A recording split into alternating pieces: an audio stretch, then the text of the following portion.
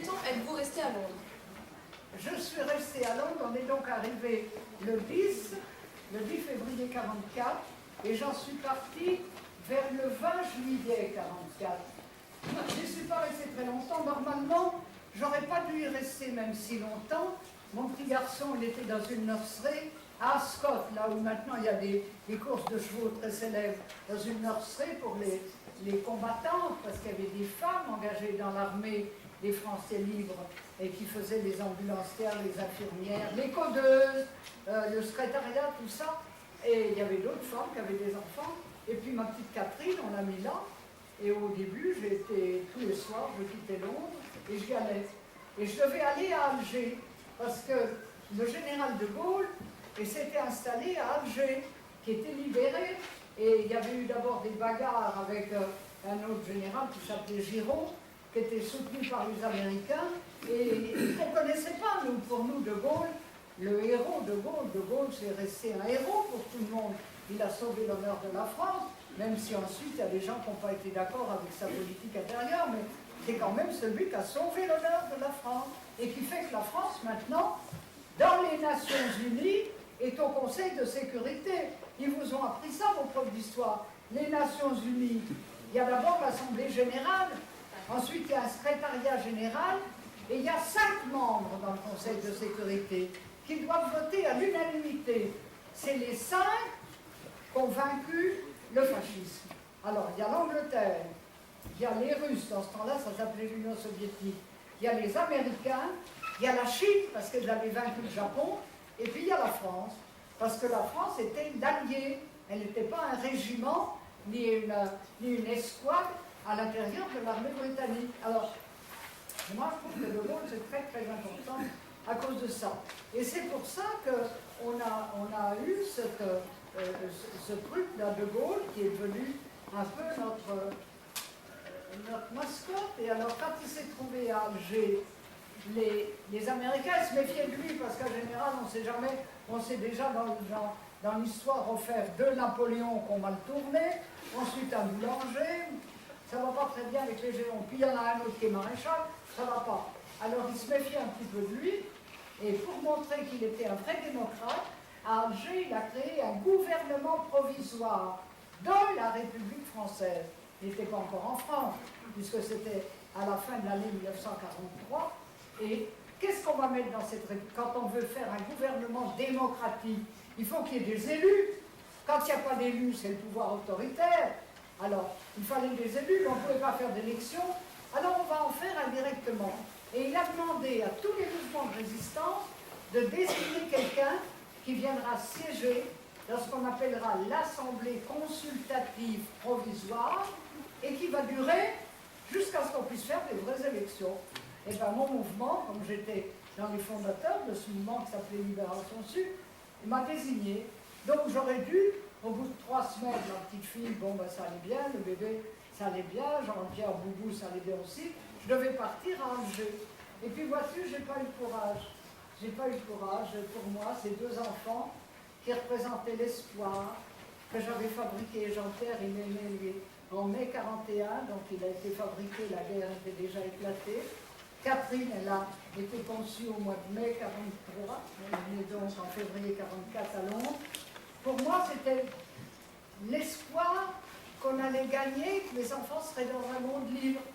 Et bien, je me suis dégonflée. Je ne suis pas partie à Alger. Alors, qu'est-ce qu'on a fait de moi? Il fallait bien m'utiliser, la guerre n'était pas finie quand même. Alors, on m'a mis à la BBC. La BBC, c'est la radio anglaise qui faisait tous les jours des émissions en français en direction de la résistance. Alors là, dès la fin du mois de février, mars, avril, mai, juin, début juillet, j'ai fonctionné à la BBC. Et puis aussi, dans les troupes françaises et anglaises qui allaient ensuite débarquer, pour leur expliquer ce que c'était que la résistance, comment la France avait été morcelée, comment il y avait des endroits qui étaient très dangereux, comment les exécutions étaient sommaires, et comment ils allaient être accueillis par des libérateurs, enfin, tout un tas de choses comme ça. Alors je ne suis pas partie, et puis il s'est trouvé qu'à la fin du mois de juillet 1944, le débarquement avait eu lieu au mois au mois de juin, le 6 juin, et puis en zone sud au mois d'août. On a dit, bon ben, puisque tu étais à l'Assemblée consultative, tu n'es jamais venu, tu vas rentrer en France d'abord, c'est le gouvernement provisoire. Alors j'ai un beau texte qui est un ordre de mission signé du général de Gaulle pour aider à l'installation de ce qu'on appelait les comités départementaux de libération. C'est pas trop difficile ce que je leur explique là? Non. Ça va? Oui, parce que... N'inquiétez pas, s'ils ne suivent pas, ils font du bruit. Ouais, sous l'occupation... Oh oui, mais là, hein, je suis très plus fort que... Sous l'occupation, Pétain, il avait signé un texte de collaboration avec Hitler. Alors, il n'y avait plus l'Assemblée élue, il avait supprimé la Constitution, il avait supprimé les élections, il n'y avait plus d'Assemblée élue, on n'avait plus de carte d'électeur. C'est pour ça que maintenant, chaque fois que je vois quelqu'un qui a 18 ans passé, je lui dis allez voter, hein, parce que c'est important de voter, c'est comme ça qu'on montre qu'on est quelqu'un d'élu. Alors, on ne pouvait plus voter en France, mais on avait décidé, dans la résistance, en liaison avec ce gouvernement provisoire de Gaulle, il y avait en France ce qu'on appelait le Conseil national de la résistance, qui réunissait tous les mouvements, les partis politiques résistants aussi, les syndicats aussi, tout ce qui était anti-nazi et pour la République, ils étaient là-dedans. Alors les deux, on communiquait, peut-être que tout à l'heure on aura le temps d'expliquer comment on codait, comment on communiquait, et on avait établi un programme. Entre autres, que les préfets régionaux, de ce temps-là, qui étaient nommés par Pétain, il fallait qu'ils s'en aillent. Que les préfets départementaux, pareil. Mais qu'ils n'allaient pas gouverner tout seuls, puisqu'on voulait être une démocratie. Donc, ils seraient assistés d'un comité, qu'on appelait le comité de libération nationale, puisque c'était la libération. Alors, on m'a donné une mission. J'ai quitté l'Angleterre à Southampton sur un bateau de troupe. J'ai eu si peur de ma vie, parce que vous savez, traverser la Manche à la fin du mois de juillet, qu'est-ce qu'il y avait comme U-boat en dessous, comme petit sous-marin de poche nazi, qui en faisait sauter des bateaux.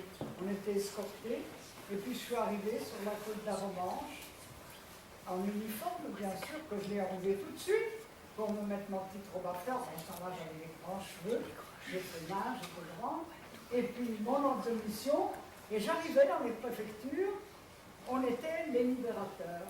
Je représentais un peu de général de Gaulle, beaucoup de la résistance, et c'est comme ça que je suis rentré en France à la fin du mois de juillet pour aider à l'installation de ces comités départementaux de libération où devaient siéger pour aider les préfets des gens qui représentaient les différents mouvements de résistance. Voilà comment je suis rentré. J'avais laissé mes petits à Ascot. Je suis retourné les chercher au mois de novembre.